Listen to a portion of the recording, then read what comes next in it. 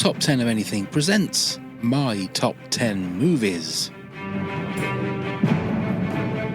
Season 1 of a new miniseries where each guest builds their top 10 movie list and defends every pick.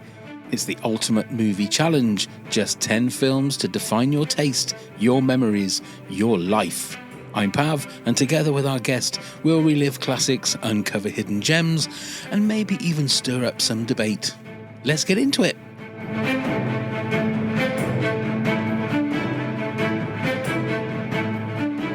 Otherwise we'll start talking and I'll completely forget.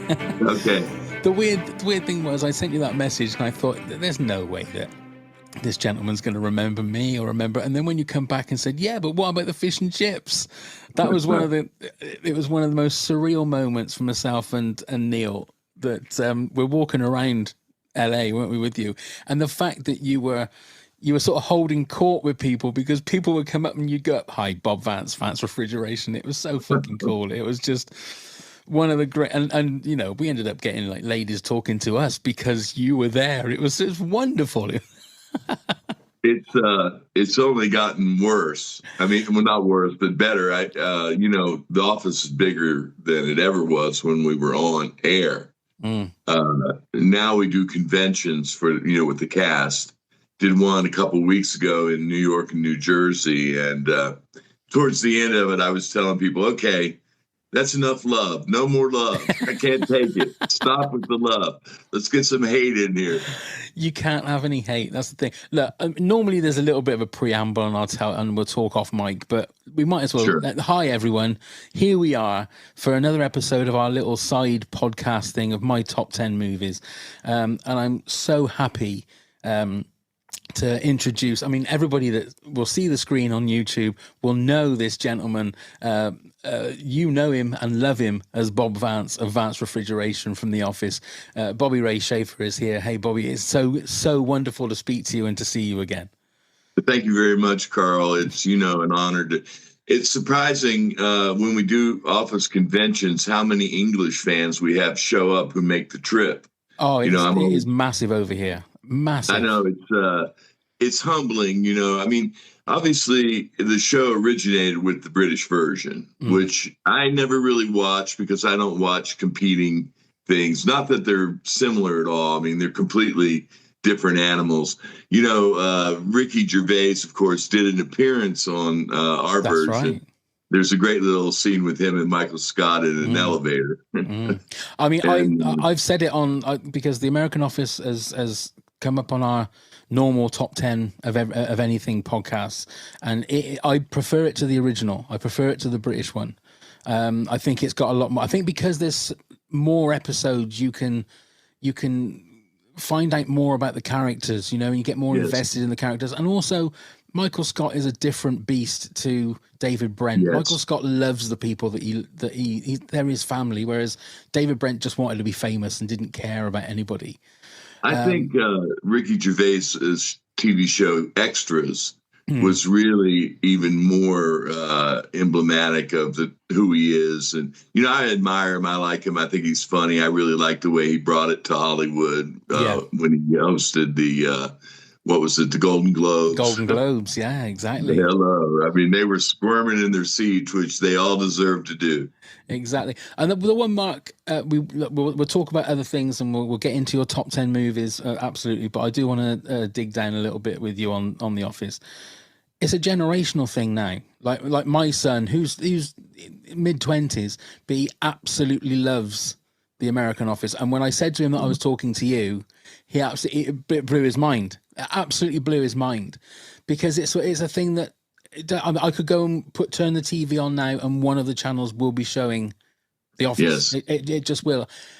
Have you noticed that with the fans that come to you that they are now all different ages, or are they all youngsters? Or oh yes, absolutely. Well, I first realized it a few years ago. I went to Scranton. They were having an office night at the baseball stadium. It's the AAA Farm Club for the New York Yankees. Sold out. And I'm signing autographs for 7 innings, sitting at a table. And every other person that came up was a little kid, 10, 11, 12 years old. And I was shocked because, when we were on the air, it was all 30 to 40-year-olds. NBC loved them because they had high disposable incomes, and they would buy all this stuff. For instance, here's a quick story. One of my favorite episodes is Dinner Party, when Jan invites. I mean, it's classic. It's based a little bit off of the famous Edward Albee play, Who's Afraid of Virginia Woolf, which was Richard Burton and Elizabeth Taylor. Yeah. And, they're drunk and just going at each other in front of this other couple. And there was a scene in there where Jan had started a candle business. These candles called Serenity by Jan. That's right, yes. Well, the very next day, available on the NBC store website, was candles Serenity by Jan. So they're on it, Although I must say, in that episode, when Mike was sleeping down at the bottom of the bed, the really most disturbing thing is when Jan performs Hunter singing the song That One Night with You. That's right.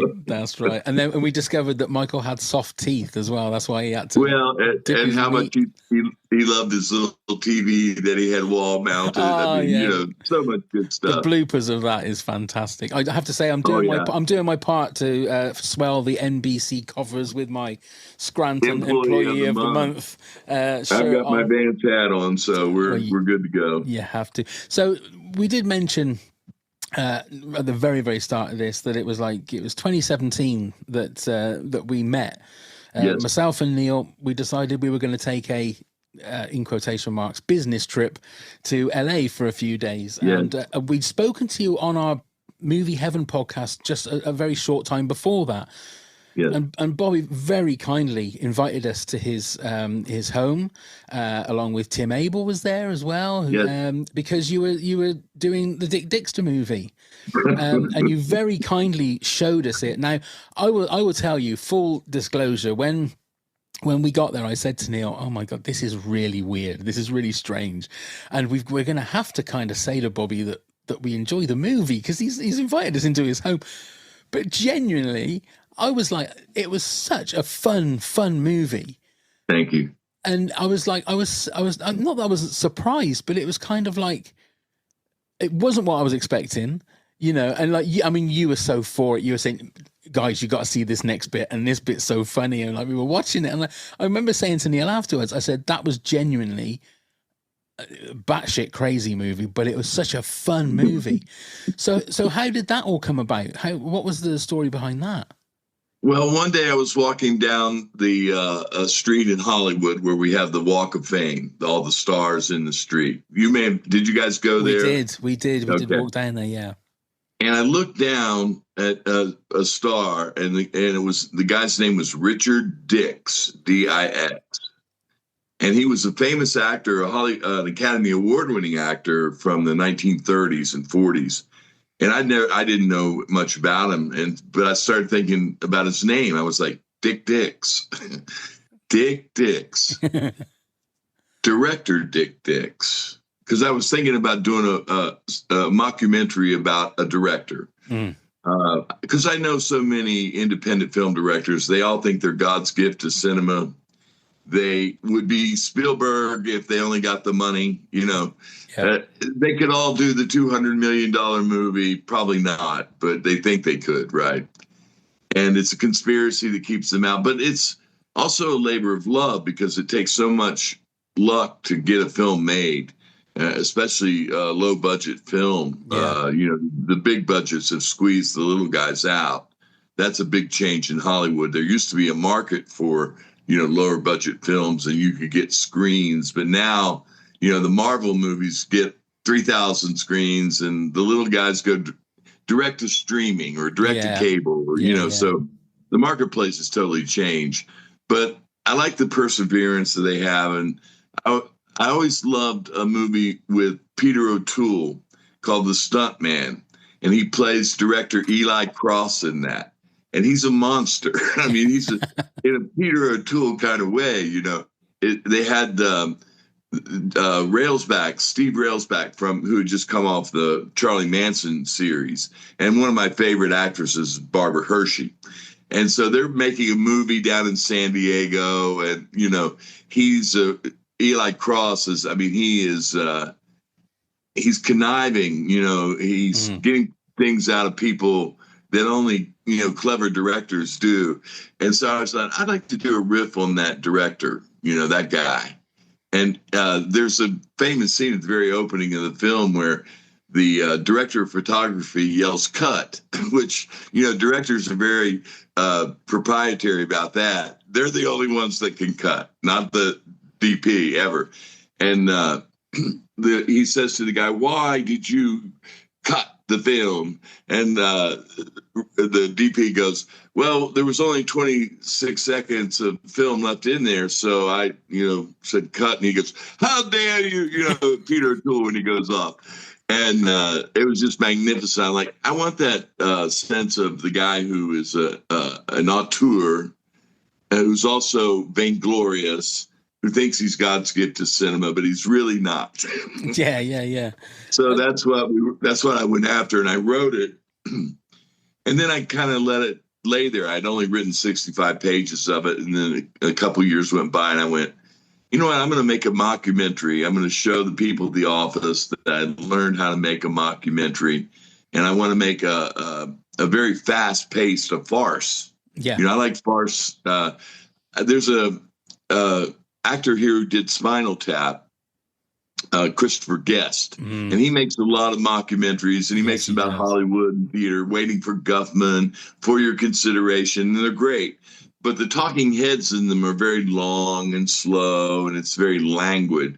And I always compared it to, if you remember phonographs, a record player had different speeds, right? It had 33, 45, 78. That's right. Well, Christopher Guest is playing at 33, and I wanted to do something at 78. So that was how I thought of it. That's a great description of it, I must say. Thank you. A great description. Yeah. So did it get out? Did you get it out on streaming at all, or? Yeah, no, it's not streaming. It's available. Well, it's on Amazon Prime and a bunch of Google and Google Play and YouTube, and no, it's out there in the world. It just Lionsgate ended up being the distributor, and the film was originally entitled "They Want Dick Dixter." That's right, and that was because they want to kill him, right? So they came back, and Lionsgate said, "No, let's just call it Dick Dixter." So I said, "Well, it's Lionsgate. They know more about distributing films than Bobby Ray Shafer does." So I went with the title, the name change, and it's funny, and I think most of the reviews are pretty positive. I think on IMDb we're at a 7.5, which is good for a little movie. Well, I'll try and find it wherever it is on Amazon. I'll put the link in the show notes so people can just click on it and they can watch it, because I would really recommend YouTube. It. It's on YouTube. It's on YouTube. Then I will find the link for that and let people watch it on there as well, because it's just a lot of fun. It's just a lot of fun. It's zany. And zany, exactly. Going back to The Office, you said you did a convention not that long ago. 2 weeks. Yeah. So whereabouts was that? New Jersey, New York. And do you enjoy doing those? Well, it's tiring. It's because you're on,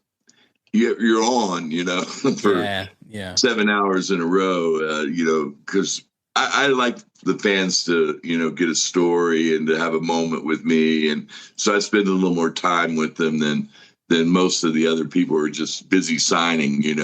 But Rainn Wilson's been there. He was there, and Dwight Schrute. Yeah. And Angela, Steve and John and Pam, Jenna, they don't typically go, but they're still, busy working. So they're not like the rest of us, but most of the cast was there. That's great. And what do you think about the as we're recording this, the trailer for the new sort of spin-off, The Paper, came out? What do you think about that? Well, I'm in it. No. Oh my goodness. Oh, Is that an exclusive? I'm not supposed to say that. It opens in a certain office, and I'm not going to say which. Did I just say I was in it? I think I broke the... Oh, dear. Well, it's fine. This isn't going to come out for a while, so don't worry. Okay, good. You should be okay. Safe. It'll already have aired. Yeah, okay. Hopefully. Yeah, because I'm sworn to secrecy for the rest of, life through all universes known to man, and then some. Perpetuity. Well, to be fair, Bobby, it didn't take much arm wrestling to get you to give us that information, did it? So. Well, I may have told some people at the convention as well. Oh, that's awesome, though. That is great. Well, I mean, it was a shock to me because Greg, his people contacted me, "Are you available?" And I said, "Well, I've never said no to Greg Daniels. I'm going to start now." But then I had to wait for like a month, and I was right back in, because I retired, sort of semi-retired, and I don't live in LA anymore. And I was back in the old actor mode of, is it happening? What's happening? Why haven't they caught? I was right back in that, which I lived for 40 years. So it was the last few years I've been living in West Virginia in the mountains, in nature. I mean, it's beautiful. And very quiet, Yeah. But it's funny how fast I snapped right back into it, So finally it came together, and we made the deal, and I went out there and shot it. And when I got into LA, I was looking around going, how did I ever live here? How did I do it? Yeah, one of the tidbits of information that I can remember you giving us when we came to your home, because we were talking about Psycho Cop and talking about the fact that you did Psycho Cop and then you did the sequel, and you were saying about the fact that you got given like this money, or this contract for this thing, but the fact is that, and with all these people here, that they make $20 million a movie, and you kind of broke it down, saying, well, actually, it doesn't actually work like that.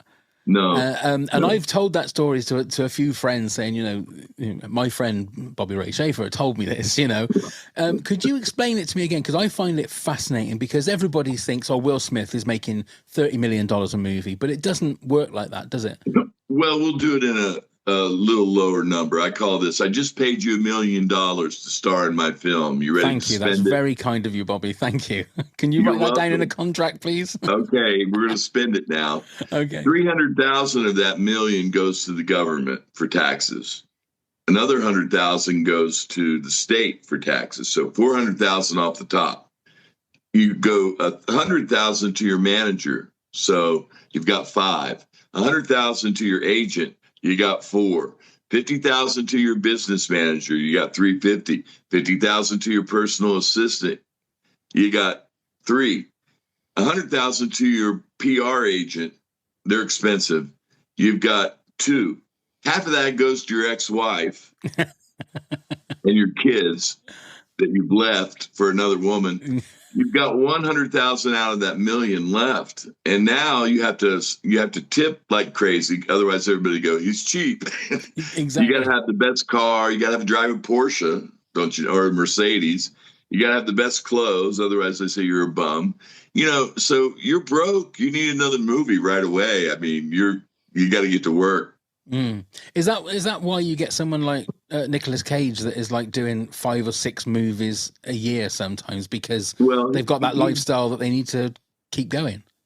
He got into that too, but he got in arrears to the IRS for a big sum, and he wasn't getting studio money anymore. He had to go do low budget films, and they can't pay you as much as you think you're worth. Mike Madsen, who just passed away, great guy, great actor. I did one movie with him. Got to hang out with him some and drink with him some. He was a hoot. He was just reduced to doing anything he could do, and it wasn't studio films. It was little low budget films that were only hiring him for his name. And sometimes they would just pay him in cash. Oh, really? Oh yeah. In a brown paper bag, just hand him the money, But that's not everybody can stay on top of the roller coaster. The roller coaster goes up and down, Mm-hmm. So that's just a fact of Hollywood. And I suppose if you imagine someone like Tom Cruise, their team must be just massive. Well, he started out the same as all the other guys. I mean, I used to see him at my acting studio where I studied with Nick Cage, by the way. Oh, really? Okay. Yeah. I went to school with Nick Cage.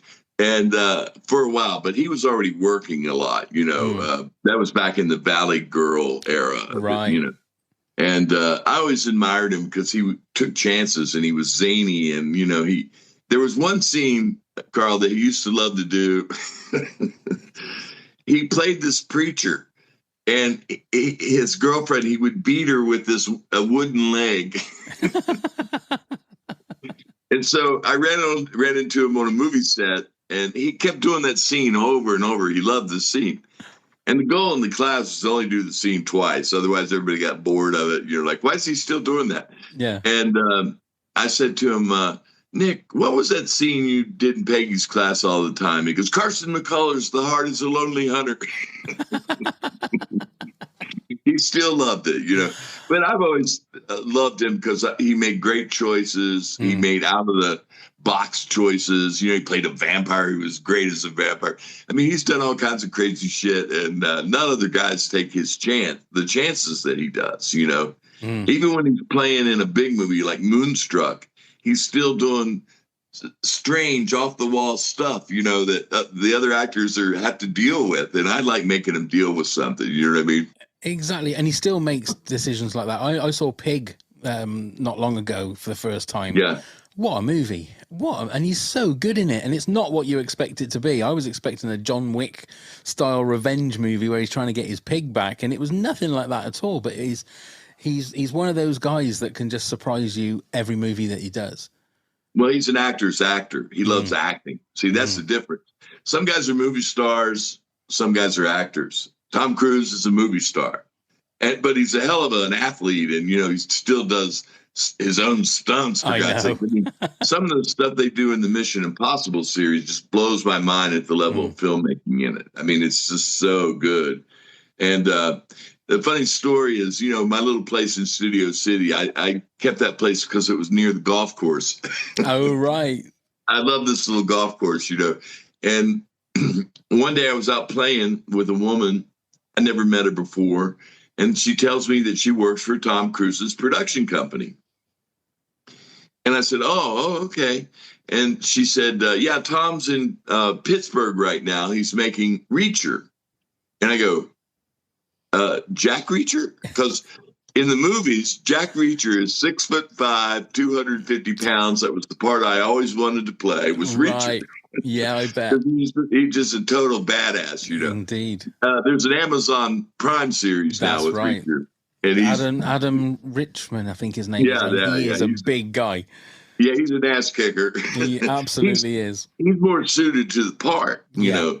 Yeah. But, I mean, if anybody's going to be able to get the rights to Reacher, it's Tom Cruise and his company. They've got the money. They made 2 of them. That's right. And, there's 27 novels in the series. I mean, the minute the new one comes out, I run out and buy it, because I love that character. Mm-hmm. But I remember thinking, he's not 6'5".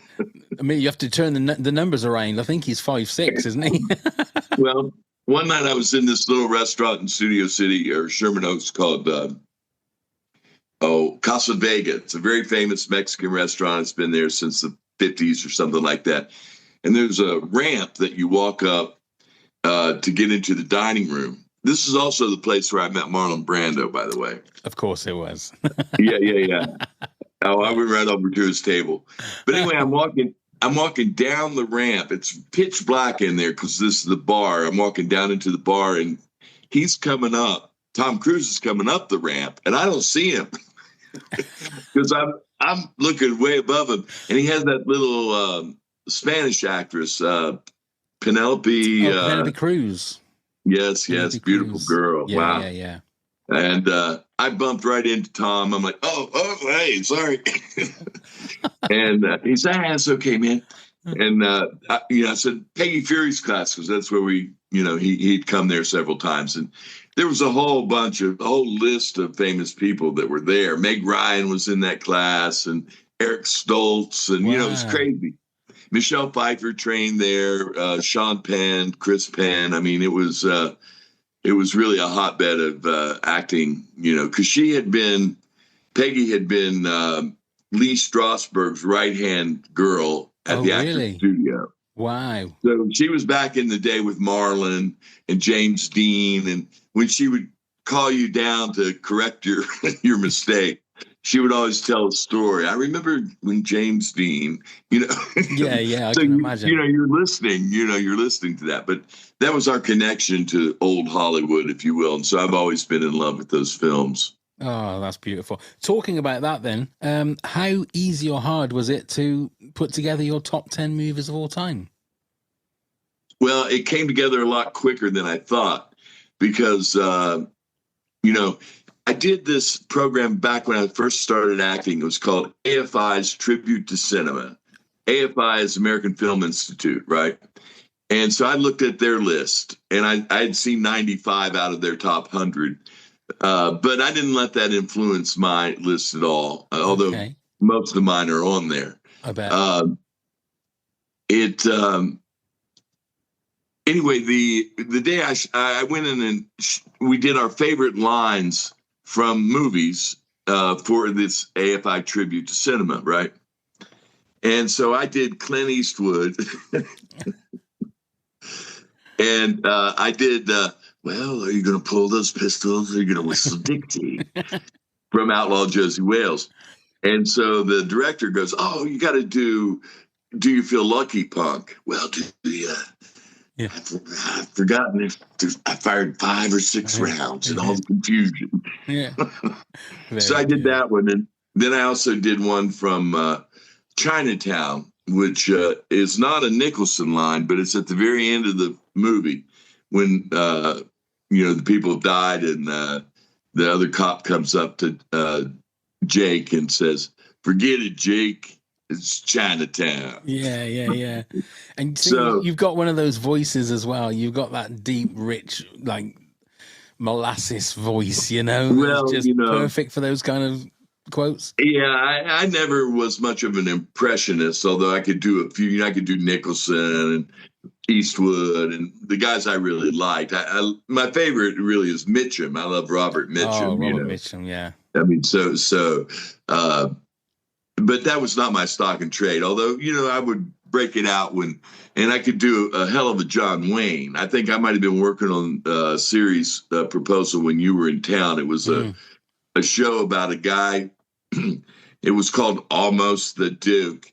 Oh, wow.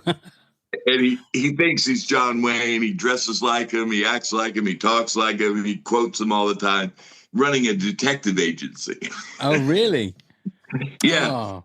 Yeah. I pitched it at NBC when we were making The Office. And I remember the meeting was held in the John Ford building. And, John Ford was the great director that made Wayne's best pictures. Exactly. Stagecoach and almost like it was meant to be. Yeah. I'm like, oh, this is an omen. Yeah. But a friend of mine, an actress, was friends with the Wayne family. So I thought, well, I'll enlist her and we'll go to them and, we'll try to get them involved. But they weren't having any of it. Oh, really? They were like, yeah, not so much. We're not really interested. And it was a really good script, if I may say so myself. And I thought, well, we're really paying homage to him, And I really did a lot of research on Wayne, and I was immersing myself in the films, and I really got down to doing his thing. His advice was talk love, talk slow, and don't say very much. Perfect. It would have been perfect. Okay, let's. I don't know if you've put your movies in a particular order. Well, I did, but they're not really. They're all number ones in my book, but I am going to do them from 10 to 1. Okay, so what's your number 10? Well, it's a Stanley Kubrick film. Oh, okay. Full Metal Jacket. Okay. Have you seen it? I have. Yeah, the one Very thing about Kubrick. Film. What can you say about Kubrick apart from a genius? Well, yeah, and this is an anti-war film, a Vietnam film, and the story of R. Lee Ermey, who plays the drill instructor in it, is just phenomenal because he was hired as a consultant. He wasn't hired to be the drill instructor. The guy who's the door gunner in the movie, he was originally hired to play the DI. But Arlie Ermy wanted that part so bad that he started improvising, and they were filming the improv, and he realized how Kubrick was shooting him, and he realized that there, when there's the opening scene when he tears apart all the new recruits. It's legendary scene. I can watch it over and over and over again. It's brilliant stuff. So it's kind of like you think that he was born for that part, but he literally was that character, wasn't he? Oh, he is that guy. Yeah. I mean, through and through. And he's really a nice guy. I mean, he wasn't really a DI. He was a gunnery sergeant. And that's a different job totally. But it's one of my favorites. And so it knocked Chinatown off the list, by the way. Really? Okay. Yeah. That's interesting. Yeah. I needed a Nicholson film. This is what I was going to say about my list. I thought of my favorite actors and their best film. And, these are the guys that I looked up to. And so that's why we have this list right here. That's interesting. That's it. Because with someone like yourself, it's probably going to also be interesting what's not on your list as opposed to what is on your list. Well, there's so many good ones that don't make it, but there's only 10. So. Exactly. And we've said it before, especially with my top 10. Next week, it could be completely different. Yeah. It depends on how you feel at that particular time. I've always resisted doing a list for anybody. This is the first time I've ever done it, Carl. Oh, well, there you go. I am absolutely honored. What's your number 9 then? Well, that's a Steve McQueen movie. Oh, Steve McQueen. I do too. I mean, Steve McQueen was so good that I was just watching The Magnificent Seven the other night. I mean, that's got one of my favorite all-time lines in it when Eli Wallach says, "What business are you in?" And he goes, "We deal in lead, friend." But that's not the film that made the list. The film that made the list is The Getaway, number 9. The Getaway. The Getaway. I haven't seen this one. It's a long time since I'm going to have to look this one up. Well, okay, tell us about it. Ali McGraw. Ali McGraw. Yeah, the dark-haired actress. She was a model, and he stole her from what's his name? The producer. He fell in love with her, and there's a famous scene where he slaps her. It's a getaway. There's a theft that they do down in Texas. It's a Texas movie. And it's really good. You should watch it again. It's number 9 on my list, The Getaway. Yeah, directed by Sam Peckinpah, written by Walter Hill. That is correct. So Sam and Steve, that's a pretty good team. Ali McGraw in her prime, too. Is Ali McGraw the one that was in The Love Story? Yes, that's correct. Right. Good memory there. Yes. You go. Right, Slim Pickens was also in it as well. Yes, he was. Wow, I need to watch that one again because that. Yeah. I mean, people sort of say that they don't make movies like that anymore. Would you agree with that? Oh, they do. They still make. I watched a good one by David Fincher the other day called The Killer. Oh, yes, that's very atmospheric, minimal dialogue. Moody. I mean, it's about a contract killer, but. I like the dichotomy of the film because he keeps going through his mantra of make no compromises, show no empathy. And he's doing all these things. He's breaking his whole code of conduct. That's right. Michael Fassbender, isn't it? Yes. Very good performance by him. It requires such minimalism from him. He's a study in keeping his face as blank as possible. I mean, I enjoy that type of work. And you can't go wrong with David Fincher either as well. What a director. No, great stylist. Yeah, very, absolutely. very good. And big budget, so you're in Paris, you're in New York, you're in Miami, you're in the Dominican Republic. I mean, when you got that kind of money, you can do some locations. Maybe we need that for Dick Dixter too, have that kind of budget so you can go all around the world. Sign me up. Yeah, I'll use some of the $1 million that you gave me for my contract. You've only got 100,000. Of course. Okay, then your number 8, then please. Well, that's the John Ford movie starring John Wayne, The Searchers. The Searchers. I mean, that's a classic, isn't it? Well, it's Martin Scorsese and Steven Spielberg's favorite movie, so I'm in pretty good company there. But I've got it at number 8. But like I said, these could all be number 1. I think it's really, John Ford, when he's in Monument Valley, forget about it. I mean, it's so scenic, and he loves that territory, and of course, the famous shot is the opening and closing shots when you see Wayne walking up to the house, and then when Wayne walking out of the house from inside the house. It's a brilliant shot, and I think Wayne probably gives his most controlled performance in that film, and it's John Wayne. So there's because there are iconic people for certain genres, and I think if you can just see someone's silhouette, that makes them iconic. And I think if you saw John Wayne's silhouette, you know exactly who it is, you know exactly what the genre is.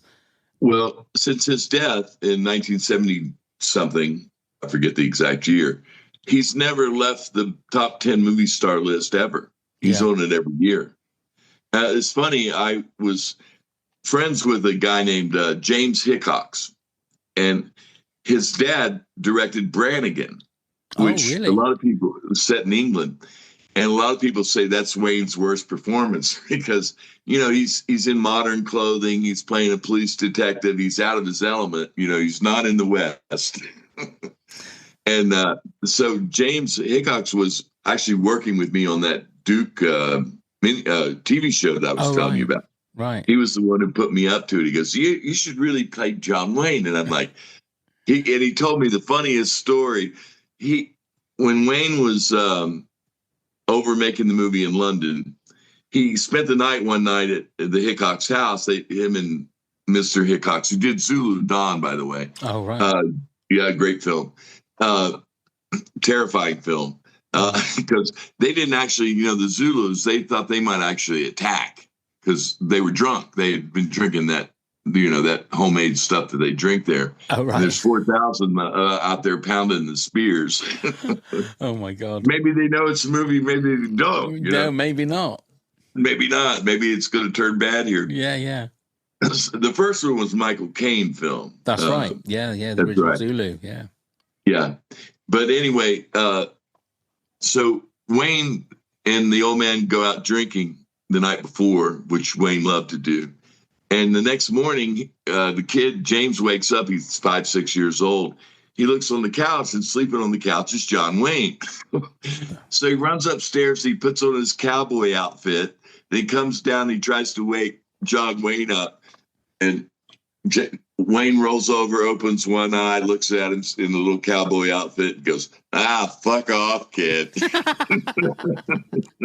I thought he was going to say, hey, pilgrim, or something like that, but he had to say... No, he wasn't ready to play Cowboys and Indians that morning. Oh, bless him. 1979, the Duke passed away. Was that when it was? Yeah, 1979. Yeah. He was 72. Oh, lung cancer, I believe. Yeah. It was weird because he was one of those, growing up, I was born in 1969, so growing up, he was one of those people that, cowboy, John Wayne. You automatically thought of that. So I was 10. I was just coming up to being 10 years old when he passed away. So it was kind of like I only ever thought of him as a cowboy. Yeah. Well, I think he made 179 films altogether. He only died twice. That's very good. So that tells you right there he was the star of the film. Absolutely. The Man Who Shot Liberty Valance is one of my favorite ones of his. Oh, it's great. Well, it's got Lee Marvin in it, so right away. Yeah, and James Stewart, of course, as well. James Stewart, of course. Okay, your number 7 then, please. Well, again, this is probably higher on a lot of other people's lists, but it's The Godfather. Right, okay. I mean, to me, I watched it again recently here. It's just a perfectly directed film. I mean, there's not a wasted inch of film in that movie. And then you've got all these great actors, so when you have a great director, great actors, great writing, you get a great film. And that film certainly changed Hollywood for sure. And how many... They made 2 or 3 sequels, and they're still, but still, that's a perfect movie, really, in my book. Number 1 over number 2? What's that? So as Godfather 1 as opposed to because a lot of people prefer Godfather 2. No, I prefer 1. I like James Caan, and I like Robert Duvall and Marlon Brando, and Al Pacino. Come on, yeah, and still has one of the. I was going to say, has one of the most painful death scenes is when James Caan gets shot to pieces. It's still shocking. Absolutely. Oh yeah, no, son, the brother-in-law set Sonny up there, and because James Caan kicks the living hell out of that guy. That's right. I had drinks with that guy one night. We talked about that scene, but it was the funny thing is the studio Paramount did not want Brando or Pacino, and Francis Ford Coppola tells a great story of how he conned the studio into taking both of them. Really? Because James Caan he had already worked with before. And Coppola was very loyal to his actors. He uses them over and over again. Like Orson Welles had his own company. Yeah. I always like directors that hire guys again and again. Because you develop a relationship, a trust. They have a good eye for what you're doing. But he.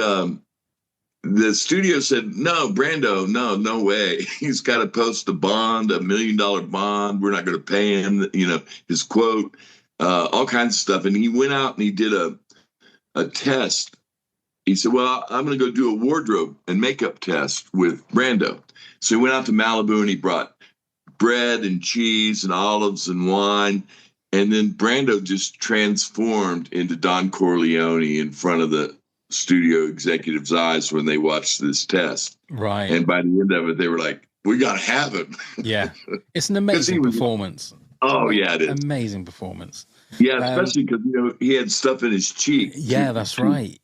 And that's not easy to do. But of course, he was, talking like this. And, that was partially because you can't do big vocal stretches when you've got squirrel cheeks. Okay, so Godfather at number 7. What's your number 6? Robert Mitchum, Out of the Past. Oh, okay. Now, right, I've never heard of this one. Oh, you got to watch this. Okay. This is a film noir from like 1947, 48, somewhere in there. And it's Kirk Douglas and Robert Mitchum, Out of the Past, and Jane Greer. And Jane's the femme fatale, and she's one of the all-time great femme fatales. She loves both of them. Right. So, something's got to give. And there's a lot of dying in this film. But it's classic film noir. I'm a huge film noir guy. And so there's no way I could leave it off the list. Although a lot of people would say Night of the Hunter would be the Mitchum film, because that's the only film that Charles Laughton ever directed. Oh, right. Night of the Hunter. And the thing about Laughton, it was a terrible failure when it came out. Now it's revered as one of the greatest, films in Hollywood history. And sometimes that's how it goes, I mean, it's disappointing at the time, but Mitchum is so great as this preacher that is not really a preacher, Right. And the great scene is Peter Graves, who's his cellmate and has stolen this money and is about to be executed. And Mitchum's trying to find out where the money is, right? And Peter Graves says to him, "What religion is it that you are, preacher?" And Mitchum goes, "It's a religion the Lord and I worked out betwixt ourselves." Very good. Just here's a question for you. If you could have control of time, right, and you could lift yourself up now and put yourself into any era of cinema where you could be an actor, would you go to like the 40s and 50s? 40s and 50s. Is that what you do? It'd be like the dashing leading man sort of? No, I'd be the noir villain, I think. Right. I'd be suited for that. I would prefer that. I enjoy that milieu. Yeah, I could just see you in like Robert Mitchum style roles, Cape Fear and oh yeah, like I mean, so great in Cape Fear. I mean, De Niro did his take on it, but the Mitchum versions far superior as far as I'm concerned. And they're both terrifying movies. Well, Scorsese directed the remake. That's right. He did. I mean, absolutely. it's a stellar cast. I mean, it's Nolte and Jessica Lange, and it's a good little film. Yeah. But I still like the way Mitchum saunters around, with Gregory Peck. Come on. Exactly. Hard to beat that. Exactly. Okay, then your number 5, please, sir. Marlon Brando, Last Tango in Paris. Oh, well, there you go. I mean, Tango in Paris. Hold the butter. Well, you said it. I didn't. Go get the butter. Go get the butter. Go get the butter, yeah. I love that film so much because it's, for an actor, it's completely naked performance. And Brando was worried about it because it's himself. Bertolucci, who directed, I love Bernardo Bertolucci. He's a great director. And he directed that, and he said they would forget to yell cut because Brando was just telling stories. There's a very famous scene in there where he's laying there talking to Maria Schneider and Scheider, and he's telling a story about when his father was, he was a farmer, and we would work in the fields and the sweat would run down. He smoked a pipe and it would run down and then it would drip. Where else are you going to get that? Nobody's letting any actor do that anymore. You don't get to sit there and improv for 15 minutes in a row. God knows on Dexter, everybody was trying to do it. I was like, no. Stick to the script. But I love it. It was a very controversial movie when it came out. Well, because of the sex. Yeah. But the theme is he keeps telling her, no names. I don't want to know your name, no names. And then at the end of it, he's trying to get her name, and the really poignant scene is, of course, his wife has died in the film, and she's in a casket, and he's sitting there in the bathrobe talking to her. You were a pig, you were this, you were that. And then he finds out there's another guy in the building that she's been having an affair with who's got the same damn robe. I mean, there's so many layers to it, Indeed. It's really brilliant. Really brilliant. I want to see Dick Dixter direct Last Tango in Paris 2. That would be a movie I'd like to see. That's another movie completely. Completely. And he'd have to star in it as well, wouldn't he? He'd have to be. Directing himself. Direct himself. Yeah. Okay, then you're number 4. Unforgiven, Clint Eastwood. Oh, there you go. I love that film. I mean, someone else who's just iconic as a cowboy. Well, I mean, John Wayne refused to work with him because he didn't like the movies that Eastwood made. They were too dark. Really? Wayne believed in the hero, and Eastwood was playing the anti-hero. Right. So they could never get them to work together. But in Unforgiven, I love how I'm not like that anymore. And he's not drinking, and then finally when he does, when he takes the gloves off, I mean, all hell breaks loose there.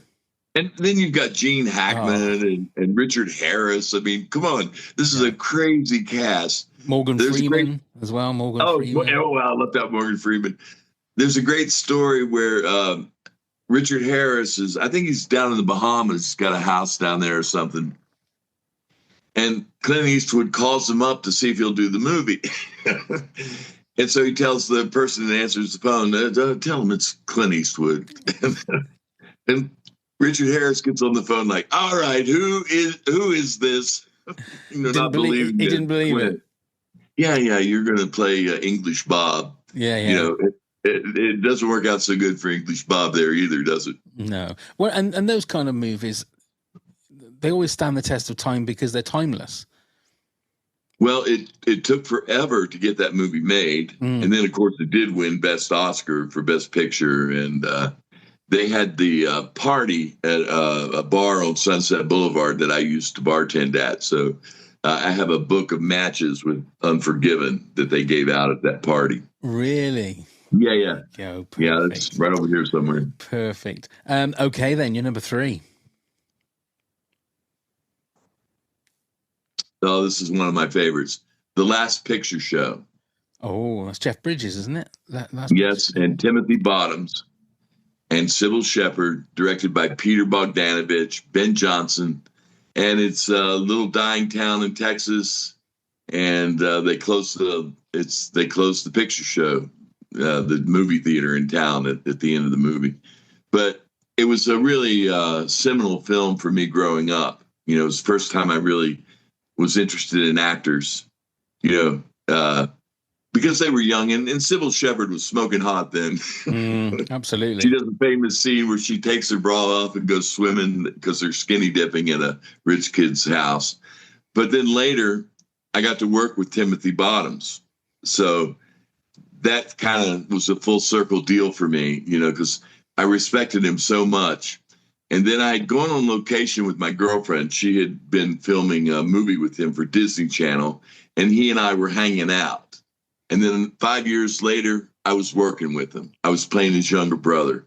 So, I was holding my own with him. You know what I mean? Mm-hmm. That was a big test for me because I always respected him so much because he was so good in The Last Picture Show.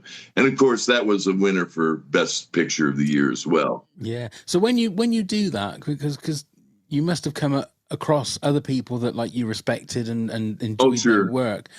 Yeah. How easy or how hard is it not to fanboy and go, I love your work, I love your work? Or are you professional and you get the job done? Oh, no, I don't.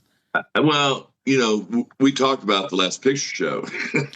Right. Because we were on location in Utah, but I'd already talked to him about it, when I was in Nashville with him. But you only get to do 5-10 minutes of that. It's like when people talk to me about The Office, after 10 minutes, we got to find something else to talk about. So we'll talk about you. No, I like when I'm nervous about working with somebody, that I respect and, I want to see if I'm their equal or, they're better. So I suppose then, would that up your game? It would make you really... Oh, no, I'm prepared. I'm ready to go. But I always am. I've always disliked needy actors. Right. In other words, they come onto the set and they look to somebody else to validate their choices. Right. I've already made my choices. If one of them's wrong, you can tell me. But usually, I did have a nickname. They called me One Take Shafer. Did they? Because I was, I'm like Billy Bob Thornton in the sense that I always think the first take is the best one because all the energy's there. I know there's other schools where 40 takes later, but to me, you're just beating a dead horse at that point if you haven't figured it out by then. But there's, I've worked with famous actors that would constantly need to go to the director and say, do you like that? The hell with that. If they don't like it, they'll tell you. Exactly. I don't need any input from them. Let's just keep going. Yeah, absolutely. Okay, then, your number 2. Daniel Day-Lewis, Last of the Mohicans. Oh, Last of the Mohicans. Okay. Yeah, I love it. It's a great movie. Absolutely. Oh, it's unbelievably great. Yeah. It's so great. I mean, the attention to detail on that film. It's Michael Mann, okay? They built that Fort William Henry, out in the middle of North Carolina, and the way they found it was they didn't want to be able to see anything. No telephone poles, no highways, nothing from any vantage point. So they flew in helicopters or planes to look for the spot. And then they built it.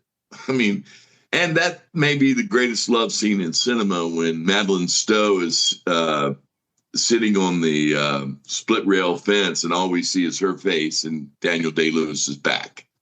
That's a great love scene. You don't need to see all the other stuff, It's just a perfect film in every respect. I love historical drama, especially one that makes me forget, where I am and not how they did it. And I'm swept away in the film. I'm not going, I'm not writing the script in my mind. I'm not guessing the next line. I'm not watching the next angle. I'm involved. That's the magic of movie making is when you time travel. Exactly. And so that film, for me, anytime it's on, I'm like, that's the end of the channel surfing right there. When you said Daniel Day-Lewis, I automatically thought he was going to be There Will Be Blood. I thought that was what he was going to go for. which is for me is I another like great that movie. film. I like that film, but Last of the Mohicans, to me, he spent months training. Yeah, absolutely. He became an action Learning star how for to that movie, didn't he? load well, it wasn't a rifle, it was a flintlock. That's right.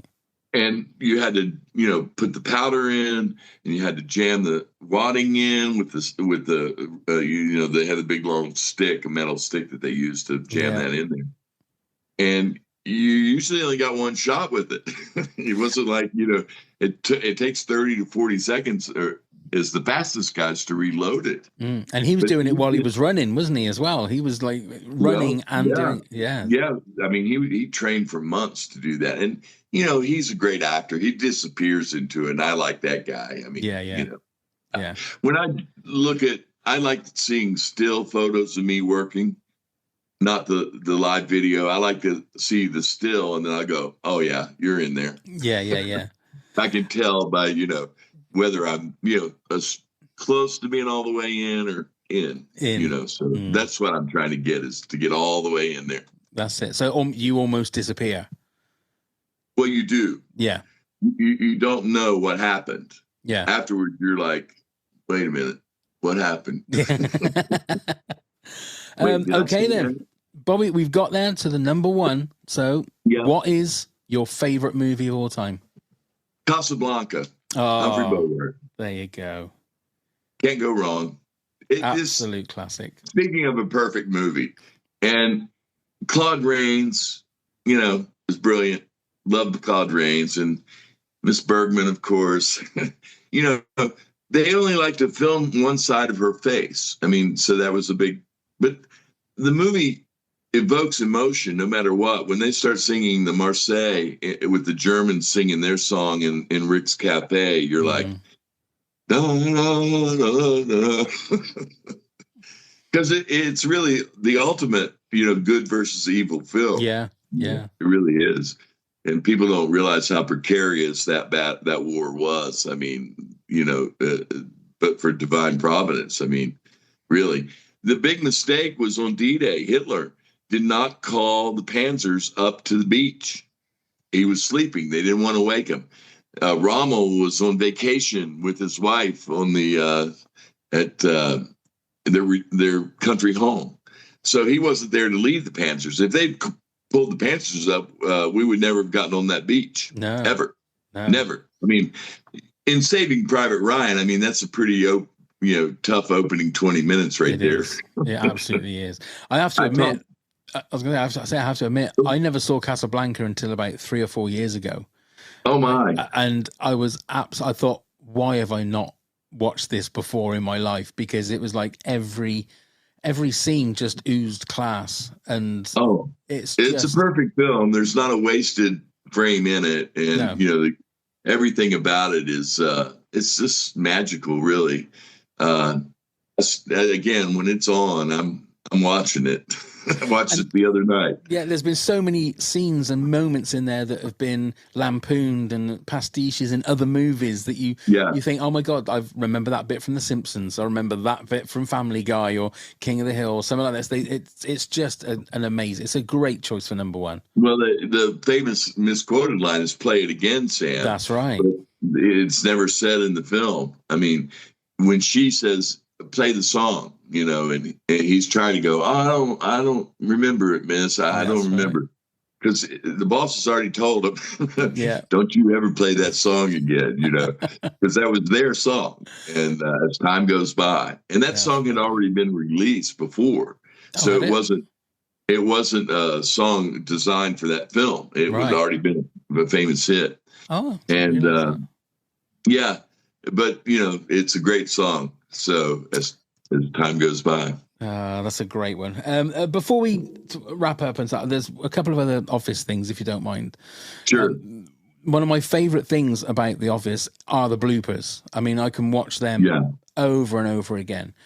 In regards to filming a scene, so when you're filming a scene, whether it's just with Phyllis or whether it's a whole group scene, how did they sort of run through the actual script a couple of times and then say, go on and do what you want to do, and that's where the bloopers came from? How did it normally work? They don't say do what you want to do. Right. Because the network has to approve every single word that's said. I mean, that's all tightly guarded. I mean, I had changes where they go, the network didn't think you'd say this. So, I mean, there's people reading every version of the script, right? Right. Typically what would happen is Michael, Scott, Steve, John, and Rain were the only guys who felt like they had the freedom to change stuff. Right. Everybody else is going to do it exactly as it's written. I mean, one time I changed the line and I thought, well, this is a better line. This is what Bob would say. And Greg Daniels was directing the episode and he looks at me, stops. He looks at me, goes, he's very soft spoken. Do you mind doing what I wrote? I'm like, not at all. Not in the least bit. But I did sneak in one improv line during the series. When Phyllis and I go out with Jim and Pam on Valentine's Day, right, and we slip away to the disabled bathroom to have a quickie, we come back to the table. We're all sweaty. We're disheveled. And I cut my steak and I say to her, do you want a piece of meat? That was not in the script. Oh, right. I just knew that was a great line. And it actually... Jim and Pam look at each other right then, and they're so disgusted with it. There's a still frame of them when I'm holding up that fork. And what a moment that is. Yeah, and then Phyllis goes, "Oh, no mushroom," and I go, "Oh, I forgot." And so none of that was in the script, but they left it in the broadcast because it was funny. That's a good one. Final question: what do you think Bob and Phyllis are doing right now? Well. I know. I mean, then again, you might know. You might know what they're doing now, mightn't you? Unofficially. Well, according to the paper or the unnamed sequel, yeah, Bob is still running Vance Refrigeration, and Phyllis is still there. So, right. See, that would have been the perfect sequel. Would have been Vance Refrigeration. I think so. When we went off the air in 2013, because I could have hired a bunch of people from the office to work for me. Yeah. And, we could have kept a whole bunch of the regulars. But what happens is NBC, there's a whole new power structure there. And so they're ready to move on from an old show that's not theirs, no matter how big a hit it is. Although no one knew. Back then, we weren't a big hit. I mean, we were good. We won the Emmy. But every Thursday night, we got our butts kicked by this show called Grey's Anatomy. Right. Yeah. They beat us like a tom-tom drum in the ratings every week. They were top 10, and we were 50, 40, somewhere in there. I mean, smart people get the show, and obviously since then, it's only gotten bigger and bigger and bigger. When we were on Netflix, we tripled the amount of streaming time of the second place show, which was Friends. Right. That's crazy. Billions of hours of people watching it. It's crazy. And so at the convention, it's amazing how many people come up to me and they go, I got to tell you this, you really helped me through a rough time in my life. Mm-hmm. And that's so humbling. So, we were just actors making a funny show. I mean, we didn't realize what it was going to become. But when it's become something that's like medicine to people, it becomes comfort food. That's absolutely what it is. Yeah. And there'll be times if my wife tells me I have to do the washing up or something like that, I will stick an episode of The Office on to help me get through doing the chores. It's just a thing because, like I say, I've watched every episode and I love every episode. So you kind of what's coming, but it's lovely to have. It's like having friends. A friend, it's a friend. Friends, but it's honestly, Bobby, I can't tell you how much I've enjoyed the last hour or so. It's been so lovely to catch up with you. It's been so. What did you think of my list? I thought your list was excellent. I have to say, there's a couple of movies in there that I haven't seen, so it's something that I can add to my list. There's some classics in there, some absolute classics, and you can't have a go at somebody's top 10 list where the number one is Casablanca. You just can't. No, it's impossible. no. Well, I left out the Citizen Kane and all the obvious ones. That's AFI's #1 film of all time. And I love Citizen Kane. But Casablanca, for me, I mean, the emotion that it invokes is pure. And I enjoy that. Before we go, what's your son's name? And send me his name and the address so I can sign something for him, okay? That'd be wonderful. His name's Harrison. So I will send you the details. And I will show you this before we do go. Yeah. You are forever in my office because I still have my They Want Dick Stickster postcard signed by the one and only Bobby Ray Shafer. And there it is there as well. So I've had that here for, so what would it be, 2017? For 8 years I've had that here. Yeah. So it is held pride of place above me. So you are always looking down on me, Bobby. You are always looking down. with Dickster love, no doubt. With Dickster love, indeed. Just to let everybody know that you can follow us all on all the socials, all the bits and the gubbins are all there in the show notes. And I will put a link to They Want Dick Dickster or the Dick Dickster movie from YouTube. Yeah, I will put that on there, and please go and watch it because it is fantastic. Bobby, thank you so much. Absolutely love you, really man. Enjoyed it. It's good to see you again. It's good to see you. And next time I'm in LA, I'll take you out for some fish and chips. Well, I'm not in LA anymore. Oh, of course you're not. We'd have to come to LA so we can have some fish and chips. Or if you're over in the UK, come over and I'll buy you some fish and chips. Well, maybe one of these days. I'm on the East Coast now, so right, there you go. Stay out of LA for now. Yeah, absolutely. It'll be fixed here in a little bit, I think. I hope. Cool. Bobby, thank you ever so much. Carl, thank you. And for everybody else, bye.